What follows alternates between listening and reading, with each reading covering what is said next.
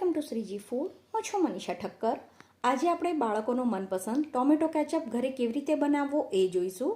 બાળકોને tomato ketchup ખાવો ખૂબ જ પસંદ હોય છે અને આપણે બજારમાંથી જે ટોમેટો કેચઅપ લાવતા હોઈએ છીએ એ ખાંડનો ઉપયોગ કરીને બનાવેલો હોય છે, જેથી એ વધારે અનહેલ્ધી હોય છે. સાથે જ એને સારો કલર આપવા માટે આર્ટિફિશિયલ કલર તેમજ થીક બનાવવા માટે કોર્નફ્લોર અને લાંબો ટાઈમ સારો રહે એના માટે કેટલાક પ્રિઝર્વેટિવ એડ કરેલા હોય છે, જે હેલ્થ માટે બિલકુલ પણ સારા નથી હોતા.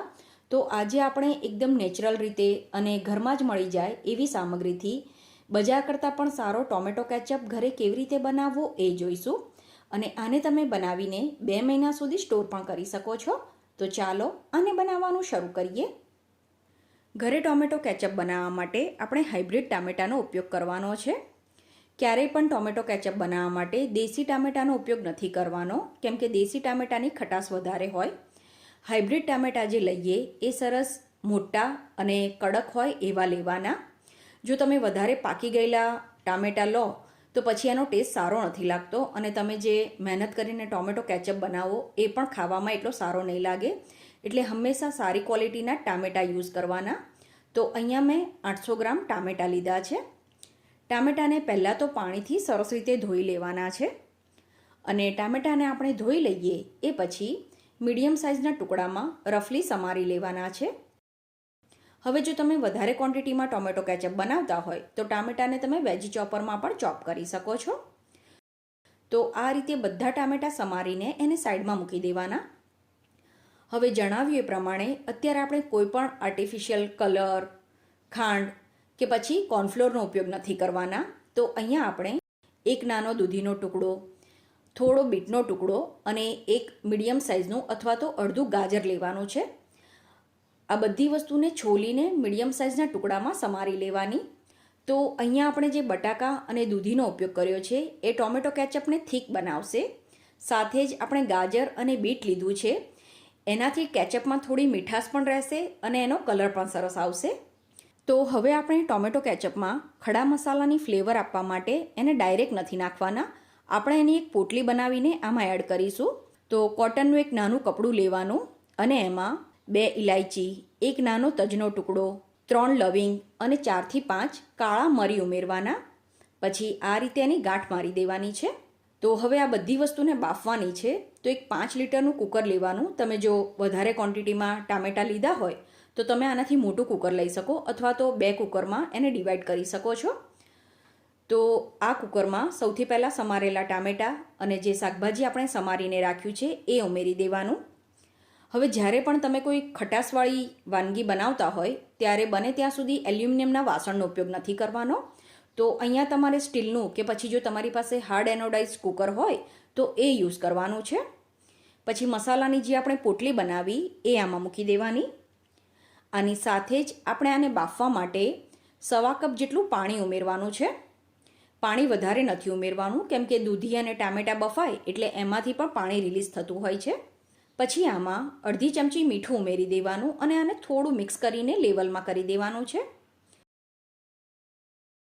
પછી કુકરનું ઢાંકણ ઢાંકીને આની 3 વિસલ કરી લેવાની છે.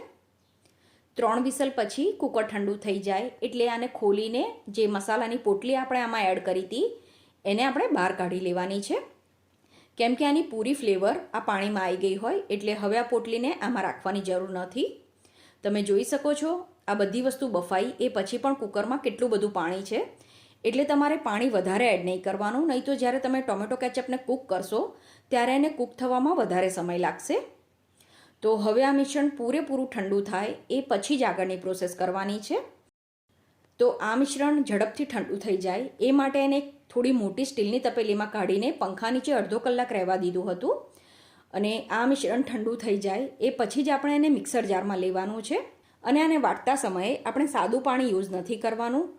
આ મિશ્રણનું જે પાણી છે એ જ આપણે જરૂર પ્રમાણે આમાં યુઝ કરવાનું છે. હવે આ મિશ્રણ આપણે ગ્રાઇન્ડ કરી લઈએ. એ પછી જે પણ વાસણમાં તમારે ટોમેટો કેચઅપ બનાવવાનો હોય ડાયરેક્ટ એ જ વાસણમાં આને ગાળી લેવાનું છે. તો આને ગાળવા માટે જે ઝીણા કાણાવાળી ગળણી હોય એ તમારે યુઝ કરવાની. તો અહીંયા મેં મેંદો ચાળવા માટે આપણે જે ચાળણી વાપરતા હોઈએ છીએ એ મેં યુઝ કરી છે. અને આ મિશ્રણને આપણે ગાળીને જ યુઝ કરવાનું છે, જેથી ગાજરના, બીટના કે દૂધીના કોઈ નાના ટુકડા રહી ગયા હશે તો આ ગાળવાથી એ નીકળી જશે. તો આ જ રીતે બાકીનું જે મિશ્રણ વધ્યું છે એને પણ આપણે ગ્રાઇન્ડ કરીને પછી ગાળી લેવાનું.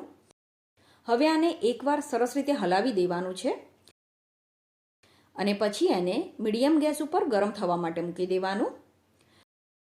હવે આ મિશ્રણ થોડું ગરમ થાય એટલે આમાં ફરીથી અડધી ચમચી જેટલું મીઠું ઉમેરવાનું. પહેલાં આપણે ટામેટાને બાફતી વખતે પણ અડધી ચમચી મીઠું ઉમેર્યું હતું અને અત્યારે બીજું આપણે અડધી ચમચી મીઠું ઉમેરવાનું છે. એટલે આટલા કેચઅપમાં ટોટલ 1 ચમચી મીઠું ઉમેરવાનું. પણ મીઠું તમે તમારા ઘરના સ્વાદ પ્રમાણે ઓછું વધતું કરી શકો. પછી ટોમેટો કેચઅપને થોડી તીખાશ અને સરસ કલર આપવા માટે આપણે અડધી ચમચી કાશ્મીરી લાલ મરચું ઉમેરવાનું. હવે આપણે આ ટોમેટો કેચઅપને ખાંડ વગર બનાવવાના છીએ, તો મીઠાશ માટે આપણે 5 થી 6 ચમચી જેટલો ગોળનો ભૂક્કો ઉમેરવાનો છે. તો અહીંયા મેં કોલ્હાપુરી ગોળ લીધો છે. આના બદલે તમે જો દેશી ગોળ વાપરતા હોય તો એ પણ લઈ શકો છો. એનાથી ફરક એટલો પડશે કે તમે જે ટોમેટો કેચઅપ બનાવશો એનો કલર થોડો ડાર્ક થતો હોય છે. તો હવે આપણે આ બધી વસ્તુને આની સાથે સરસ રીતે મિક્સ કરી દેવાની અને ગોળ ઓગળી જાય એટલે આમાં 1/4 કપ આપણે વ્હાઇટ વિનેગર ઉમેરવાનું છે, જે નેચરલ પ્રિઝર્વેટિવનું કામ કરશે. તો જે ચાઇનીઝ રેસીપી બનાવવા માટે આપણે વ્હાઇટ વિનેગર વાપરતા હોઈએ છીએ એ જ લેવાનું છે. અને હવે આ બધી વસ્તુને મિક્સ કરીને મીડિયમ ફ્લેમ ઉપર આપણે ટોમેટો કેચઅપને કૂક કરવાનો અને દર 2-3 મિનિટે આપણે આને હલાવતા રહેવાનું છે. તો જ્યારે પણ તમે ટોમેટો કેચઅપને હલાવો ત્યારે કિનારીથી પણ એને મિક્સ કરતા રહેવાનું. તો જ્યારે પણ તમે ટોમેટો કેચઅપને કૂક કરો ત્યારે જાડા તળિયાવાળી સ્ટીલની કે પછી નોનસ્ટિકની અથવા તો હાર્ડ એનોડાઇઝ જે કડાઈ આવે એ યુઝ કરવાની. બને ત્યાં સુધી એલ્યુમિનિયમના વાસણ યુઝ ના કરતા. જેમ જેમ ટોમેટો કેચઅપ કૂક થવા લાગે છે એમ આ રીતે એમાંથી છાંટા ઉડતા હોય છે, તો આને ઢાંકીને આપણે કૂક થવા દેવાનો. તો આટલો ટોમેટો કેચઅપ કૂક થવામાં 10 મિનિટ જેટલો સમય લાગ્યો છે અને તમે જોઈ શકો છો 10 મિનિટ પછી આ રીતની આની કન્સિસ્ટન્સી આવી ગઈ છે. હવે ટોમેટો કેચઅપ કૂક થયો છે કે નહીં એ કેવી રીતે ચેક કરવાનું? તો સ્પેચ્યુલાની ઉપર તમને આ રીતેનું થીક લેયર થયેલું દેખાશે. સાથે જ તમે આંગળીથી કે પછી ચમચીથી આ રીતે એના ઉપર લીટી કરશો તો એકદમ પ્રોપર એના ઉપર લીટી બની જશે. તો આ રીતની એકદમ સરસ થીક કન્સિસ્ટન્સી આવવી જોઈએ. બીજું કે આનું તમે એક ટપકું થાળીમાં કે વાટકીમાં મૂકીને પણ ચેક કરી શકશો. એની આજુબાજુ તમને પાણી ના દેખાવું જોઈએ. જો પાણીનો ભાગ હોય તો ટોમેટો કેચઅપ લાંબો ટાઈમ સુધી સારો ના રહે.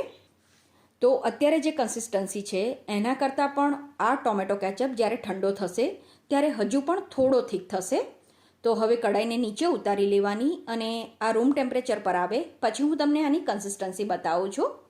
તો લગભગ 1 કલાક પછી હવે આ ટોમેટો કેચઅપ એકદમ સરસ રીતે ઠંડો થઈ ગયો છે અને તમે જોઈ શકો છો બજારમાંથી આપણે જે ટોમેટો કેચઅપ લાવીએ એના કરતાં પણ સરસ આનો કલર આવ્યો છે. સાથે જ એની કન્સિસ્ટન્સી પણ એકદમ પરફેક્ટ આવી ગઈ છે. તો હવે આ ટોમેટો કેચઅપને તમે એકદમ સાફ કાચની બોટલમાં ભરીને જો બહાર રાખો તો 12 અઠવાડિયા સુધી અને જો ફ્રીઝમાં રાખો તો આ ટોમેટો કેચઅપ 2 મહિના સુધી સારો રહે છે. તો આ ટોમેટો કેચઅપ આપણે ઉપવાસમાં પણ ખાઈ શકીએ એવી જ બધી વસ્તુનો ઉપયોગ કરીને બનાવ્યો છે. તો તમે આને ઉપવાસમાં પણ ખાઈ શકો છો. તો હવે બાળકોને બહારનો અનહેલ્ધી ટોમેટો કેચઅપ આપવાના બદલે તમે પણ આ રીતે હેલ્ધી ટોમેટો કેચઅપ ઘરે જરૂરથી બનાવજો. અને તમને જો મારો વિડીયો પસંદ આવ્યો હોય તો વિડીયોને લાઈક અને શેર કરી આવી નવી રેસીપી જોવા માટે ચેનલને સબસ્ક્રાઈબ કરવાનું ના ભૂલતા.